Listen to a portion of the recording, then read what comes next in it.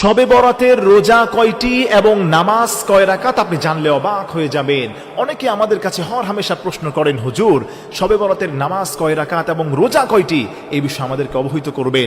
অনেকে বলছে হুজুর 3টি রোজা রাখতে হবে, অনেকে বলছে হুজুর নামাজ 10 রাকাত পড়তে হবে, অমুক অমুক সূরা দিয়ে পড়তে হবে। এটা কি কতটুকু কোরআন হাদিস সম্মত, এই বিষয়ে আজকে আপনাদের সম্মুখে আমি ক্লিয়ার করে দিয়ে যাই। অ্যাটেনশন প্লিজ, আমার দিকে মনোযোগী হন।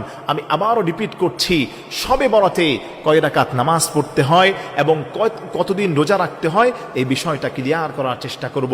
আমার প্রিয় ভাইয়ের, আমার প্রিয় মা বোনেরা, আপনি মনে রাখবেন, লা ইউকাল্লিফুল্লাহু নাফসান ইল্লা উসআহা।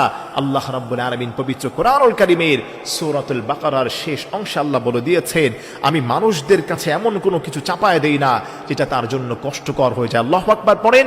এজন্য আল্লাহ রাব্বুল আলামিন লাইলাতুন নিসফি মিন শাবান, শবে বরাতটাকে আল্লাহ